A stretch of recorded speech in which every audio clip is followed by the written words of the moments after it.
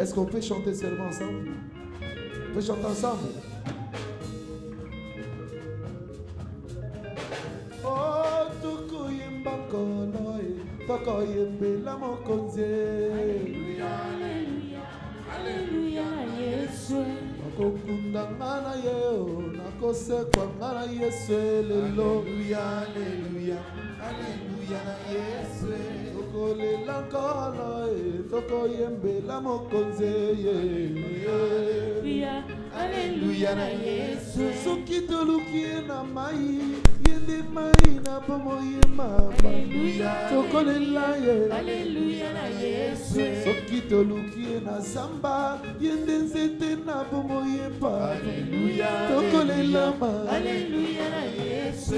Soki oluki na bandeka, yende akomi pango. Alléluia, alléluia, Yesu. Soki oluki na mai, yende mai na bomoyepa. Alléluia, alléluia, Yesu. Alléluia, Yahweh to yebeli yo. Mbapona ya. Yahweh to yebeli yo. Mbapona ya. Yahweh to yebeli yo. Yomokabana loketo. Yomalasina bibeli yo. Yolela yonatina. Yahweh to yebeli yo. Yone papa na ngai. Yone ngupa na ngai. Yolanga ina koyeba. Yahweh to yebeli yo. Basanga balele. Basanga bakora. Papa yo kandelo sambo. Yahweh to yebeli yo. Likia basantu. Mokabana ngai. Analela deme milio. Yahweh to yebeli yo. Oyebi moto na pamba. Yawa pesa mavalere. Yo likia na ngai. Yahweh to yebeli yo. Buta sala kisoba. Papa pesi mavalere. Analela pona ye. Yahweh wae yo. Yahweh to yebeli yo. Alali Yahweh to yebeli yo. Kama konzinde nende. Yahweh abidela kama konzinde nende. Yahweh to yebeli yo.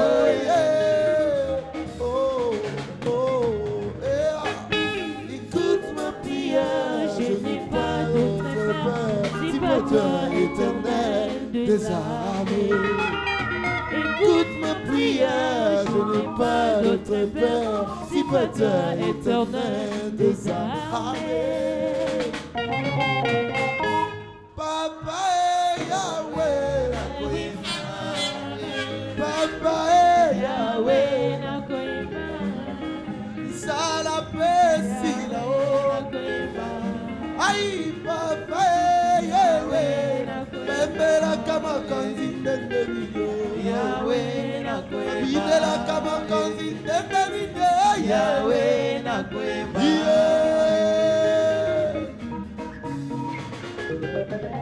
Iloba ya suka, eswami na yoe. Emosembola loboko, yonde yanga bita. Olopinde nini, natungisa mimingi. Yoruba kyokosala. Mokonzi na nguya e, Biblia na maboko, losambo na monoko, elikia na motema, elonga ezali e, mama e.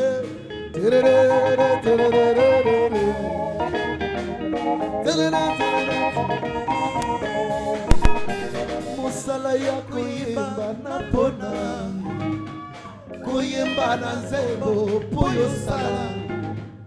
Pasi elekinga na komi kolela.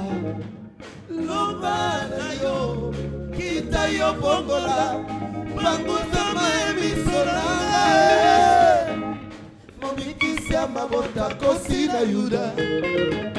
Yutumbola kamobola pe babangi yo.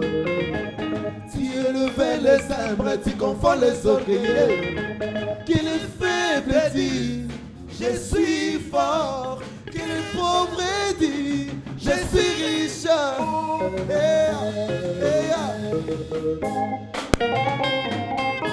Parti bitali susu eloko wana Pambola koto yo ndeko na ngai Esika révélation ekobima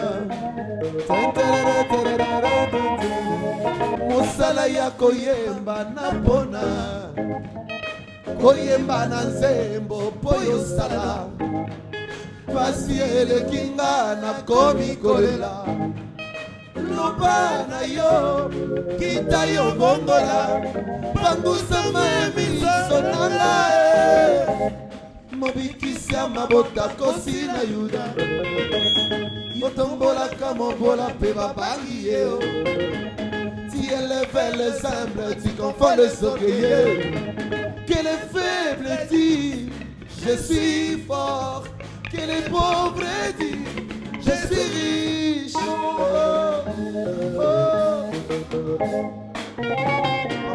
Aïe papa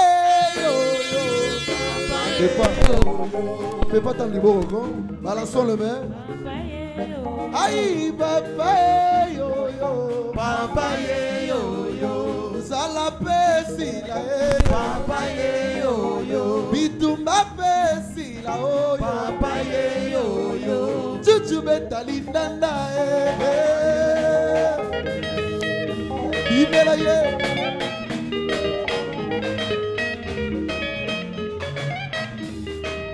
Toko bine na muyungule yo we Bisonya sana muyungule yo yo Biso basa tokende na muyungule yo yo we Na muyungule mabe Toko bine yo we na muyungule mabe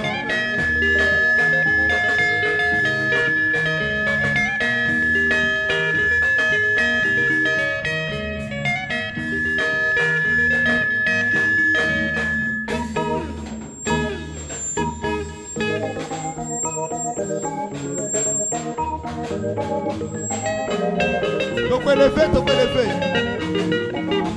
Elevé Balobine bisa elevé Tombola maboko Elevé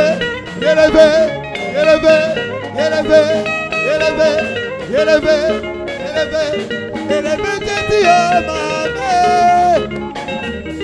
Elevé teti amame Donc élève Yesu Christo azali mokonzi yo Oh élevé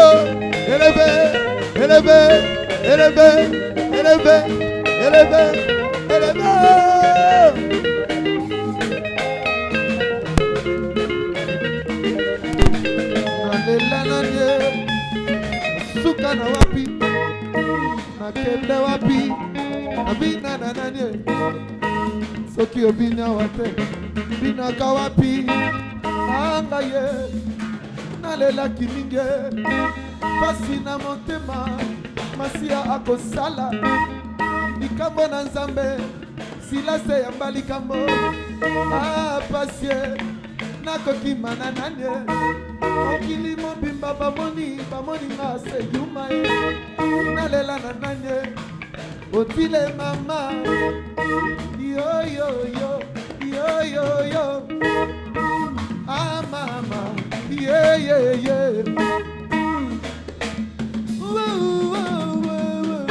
Ah yeah oh yeah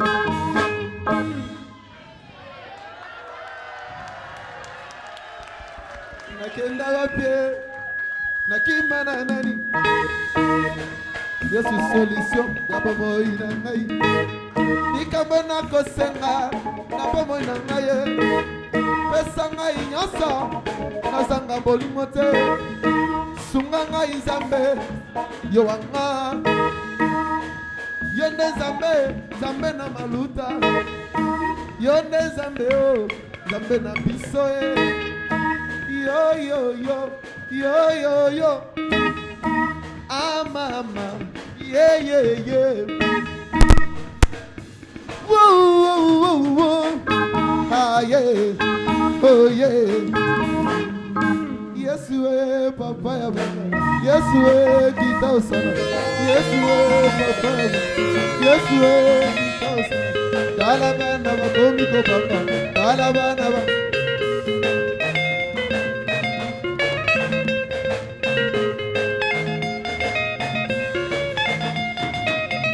Yesue, Yesue papa. Yesue lombe mobali, Yesue papa.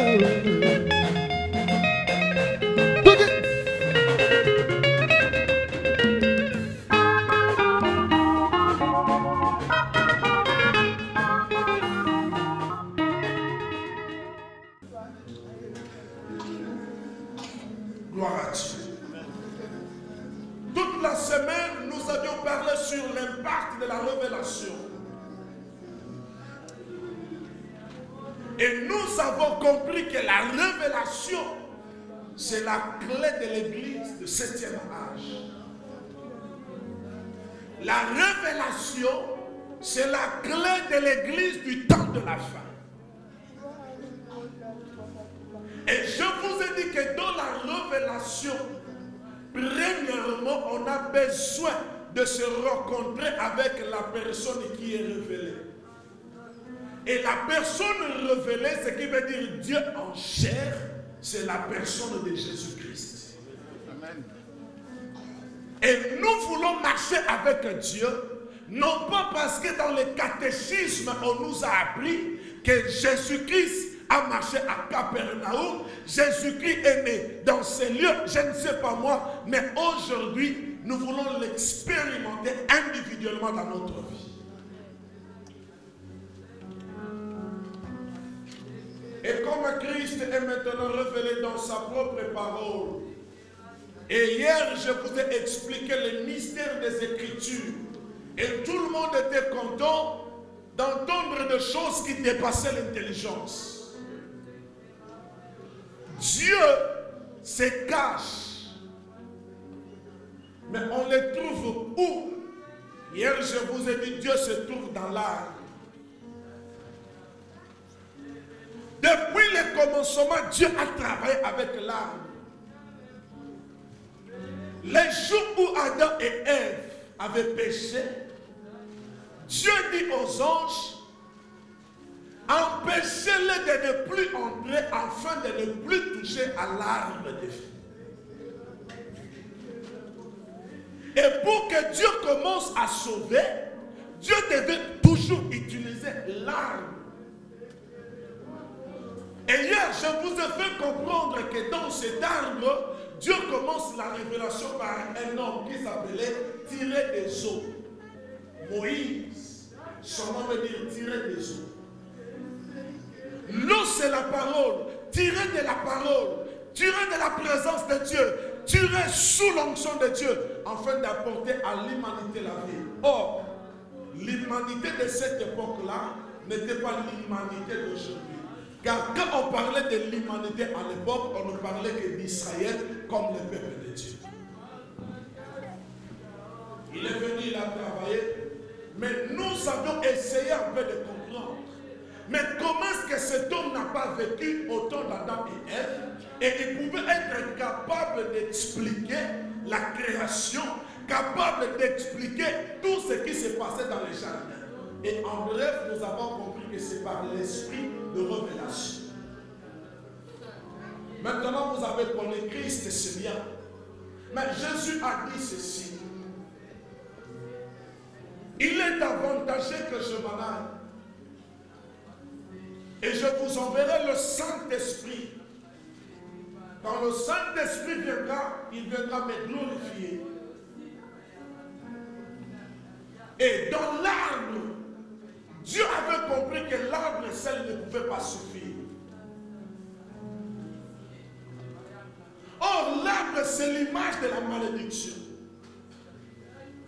L'arbre, c'est l'image du bois d'acacia qui était dans le tabernacle qui symbolisait la malédiction.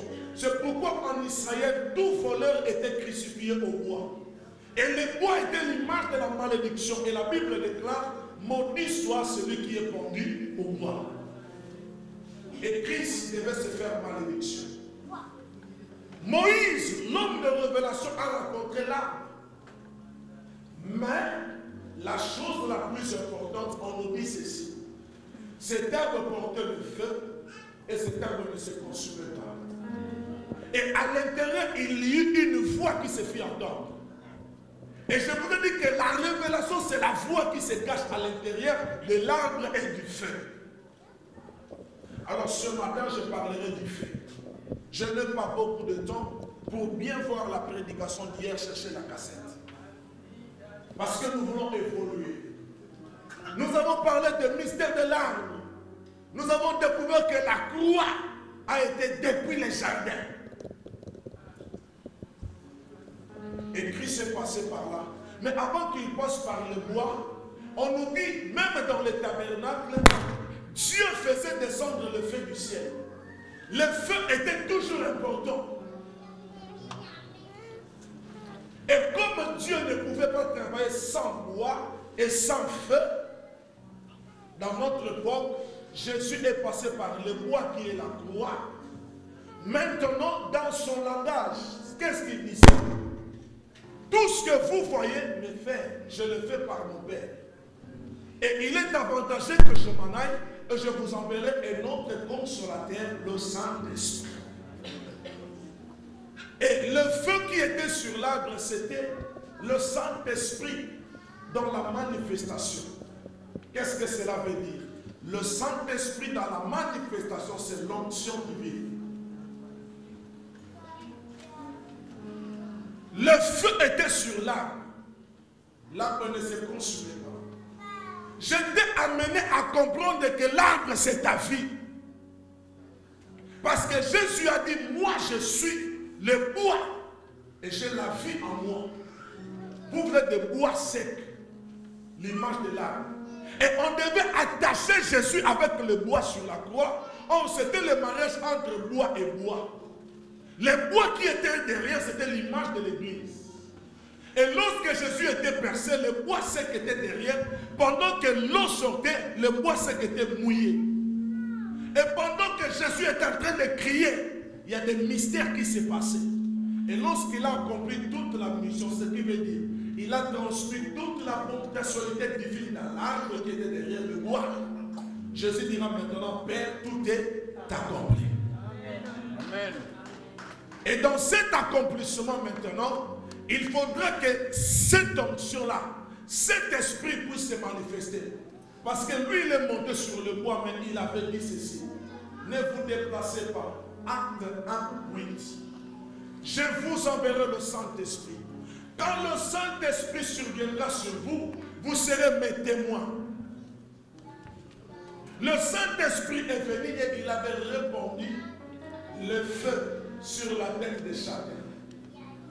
Attends, je vais vous expliquer qu'est-ce que cela veut dire. Le feu n'est pas descendu pour la première fois seulement au jour de la Pentecôte. Est-ce que vous savez qu'aujourd'hui c'est le dimanche de Pentecôte? Nous voulons élever le Saint-Esprit, c'est très important. Or, Dieu était un Dieu qui répondait par le feu depuis les temps anciens. Sodome et Gomorrhe étaient consumés par le feu. Or, l'arbre porte le feu et l'arbre ne se consume pas. Ce qui veut dire, l'arbre bénéficie du feu. Et je peux appeler ce feu-là un fresh feu. Comment? Je vais l'expliquer dans la Bible. C'est qu'on dit en anglais de fresh fire. Psaume chapitre 92, le verset 11. Il est écrit, tu élèves ma force comme celle du buffle. Je suis arrosé d'une huile fraîche.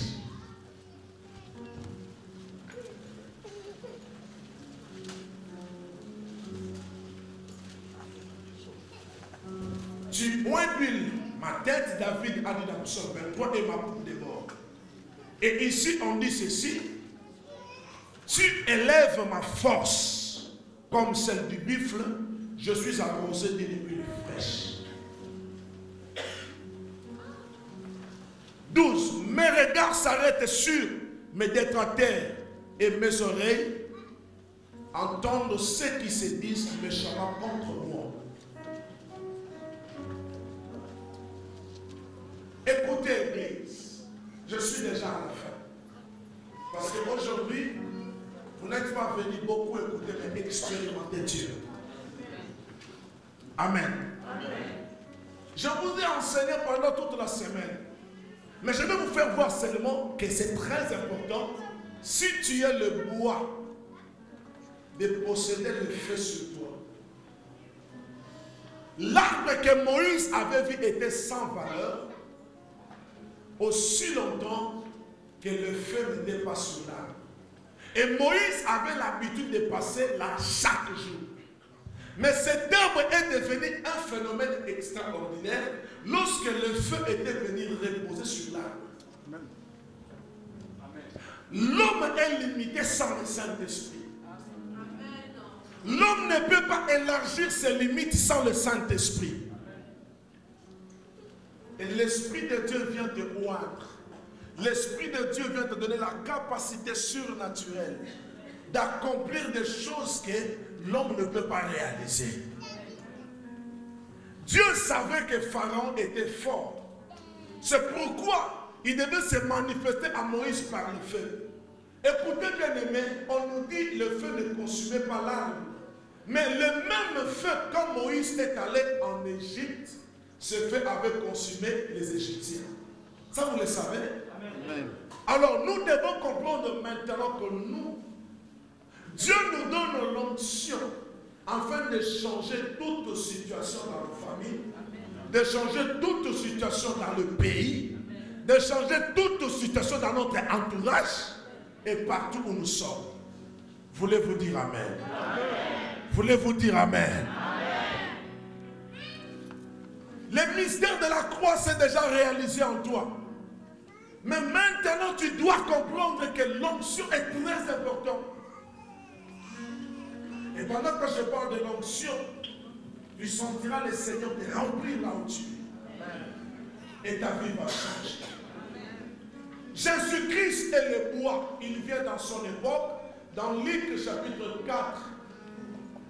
Pendant qu'il était invité dans la synagogue, la Bible dit il roula et il lit.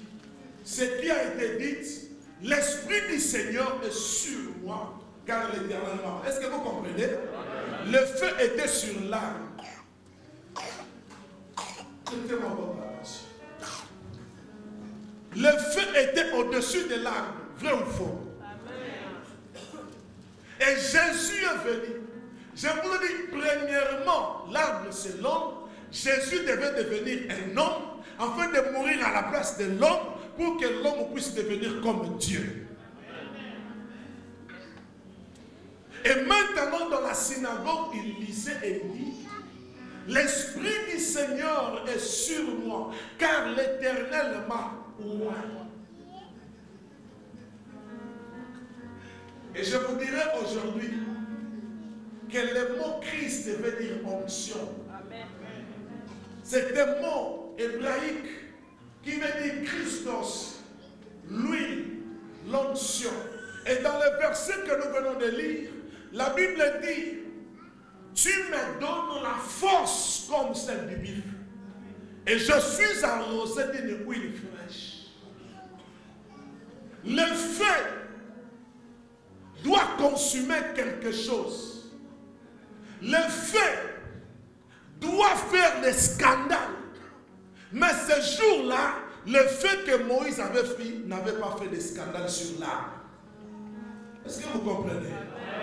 Élie a invoqué le feu et le feu était descendu et le feu avait consumé. Mais le feu n'a pas consumé Élie. Est-ce que vous comprenez?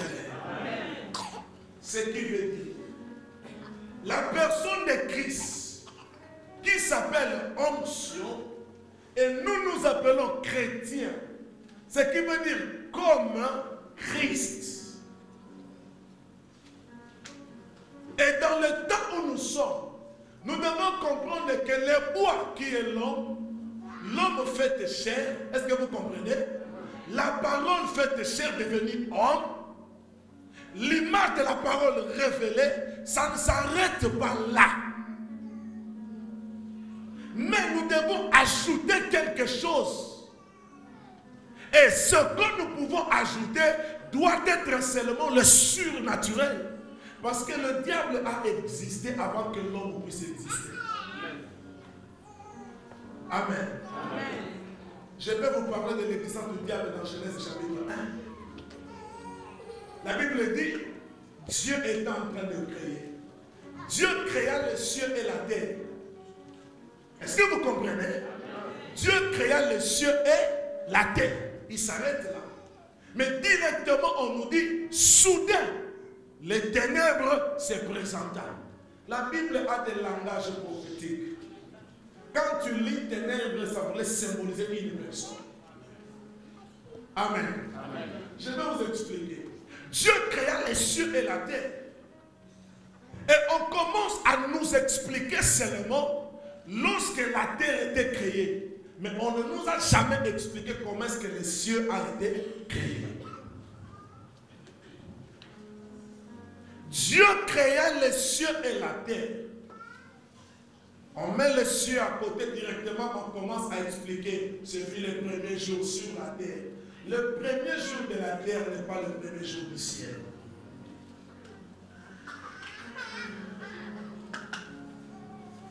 Et pendant que Dieu voulait maintenant créer l'homme à son image et à sa ressemblance, le diable savait, selon qu'il est écrit dans Ézéchiel chapitre 28, tu étais revêtu de gloire, de puissance et de majesté pour la gloire du Tout-Puissant. Ça c'est le diable, voilà la beauté que Dieu lui avait donnée. Et Ésaïe 14, 14, on nous dit ceci, il avait dit, je m'élèverai, je serai semblable au Très-Haut. Et la Bible dit, parce qu'il voulait se comparer au Créateur, Dieu l'a précipité sur la terre. Amen. Quand est-ce qu'il a été précipité? La Bible n'a pas expliqué. Dans quelle période? Ce n'est pas expliqué. Ce n'est que les hommes de révélation qui peuvent comprendre la période que le diable a été précipité. Dieu créa le ciel et la terre. On nous dit Dieu créa le ciel et la terre. Donc le ciel existait déjà. Mais maintenant la terre était informe et vide. Est-ce que vous comprenez? Amen. On n'explique pas le ciel, on dit directement la terre était informe et vide. Alors comment était le ciel? On ne sait pas. Qu'est-ce qui s'est passé là-bas? On ne sait pas. Mais le diable a vécu au ciel, pas sur la terre. Et la Bible dit, la terre a été créée pour l'homme. Le ciel a été créé pour Dieu. Dieu a précipité les ténèbres. Pendant que Dieu créait, la Bible dit Dieu créa les cieux et la terre. Ça s'arrête là. Et on ne nous dit pas que Dieu créa les ténèbres. Non. Mais on nous dit soudain. Est-ce que vous comprenez? Les ténèbres se présenta. Comme les ténèbres a existé dans la procréation, entre maintenant dans l'éternité, comme c'était dans la procréation, avant qu'on puisse créer la terre, quand Dieu créait le ciel, la Bible dit d'ailleurs, quand Dieu était en train de créer sur la terre, les anges étaient là pour acclamer. Donc le diable aussi était un ange de lumière. Amen. Il était là en train d'acclamer, il voyait comment est-ce que la terre était là. Mais Dieu l'a rejeté. Écoutez.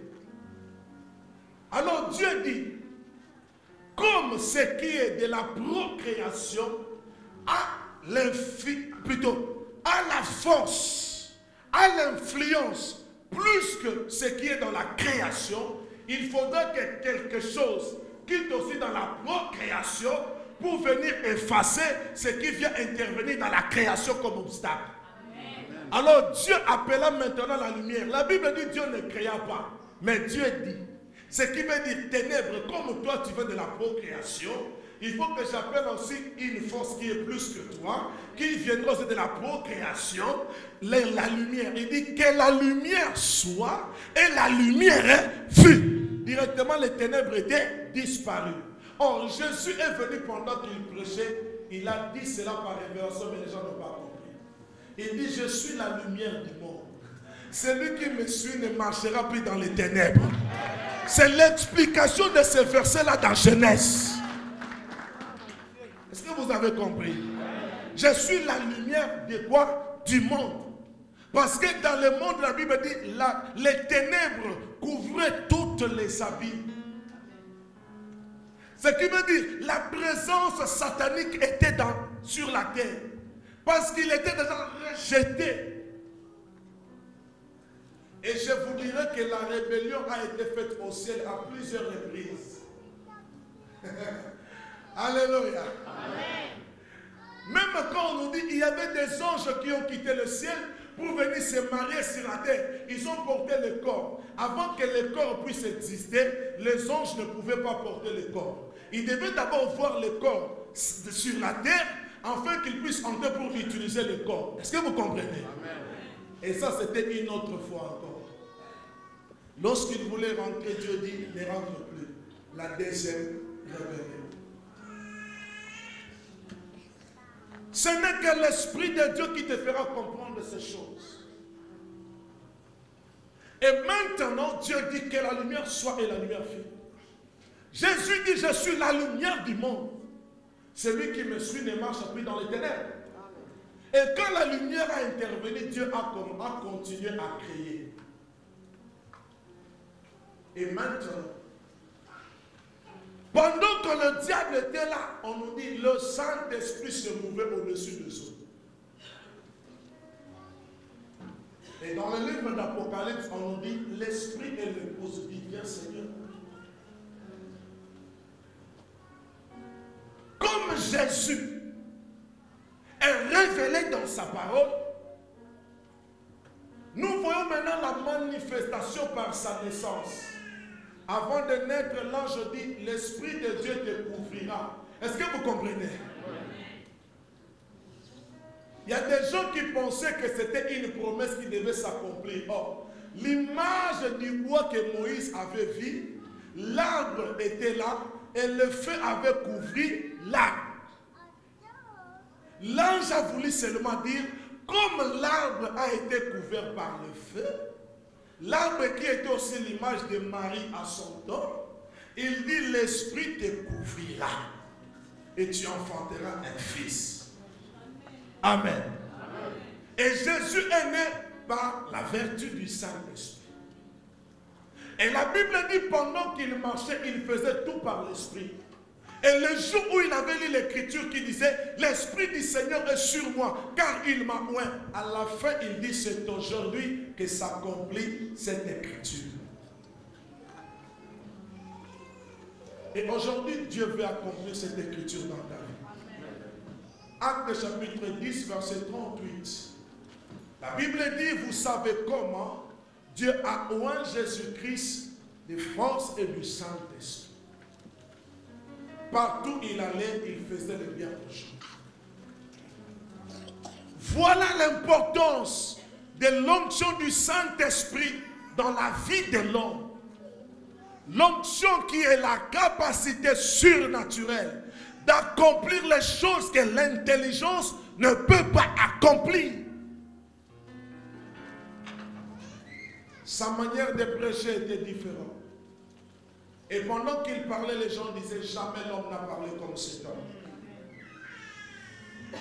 Et bien aimé, je vais vous dire une chose. Il n'y a pas de feu sans bois et il n'y a pas de bois sans feu.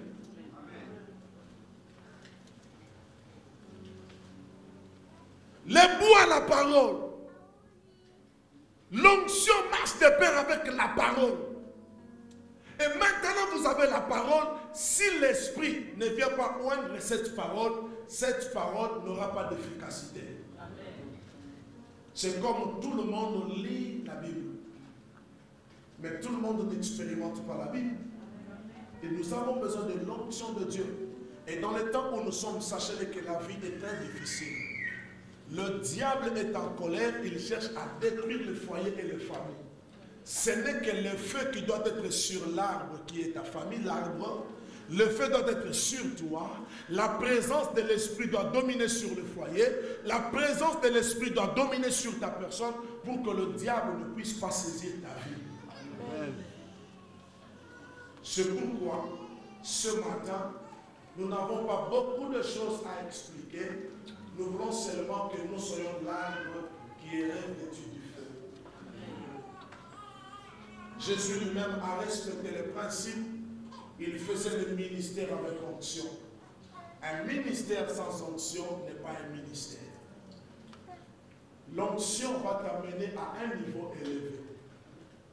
L'onction va réaliser de grandes choses. On nous parle d'un homme au nom de David. Cet homme qui était négligé de tout le monde, mais un jour, Dieu a envoyé son serviteur Samuel pour aller le poindre. Et lorsque David avait reçu l'onction, sa manière de penser avait changé. Et pour que tu puisses évoluer et t'épanouir dans tous les domaines de ta vie, tu as besoin de l'onction du Saint-Esprit. Amen. Amen. La parole est là, c'est bien. Mais maintenant que l'Esprit puisse venir couvrir la parole. Amen. Amen.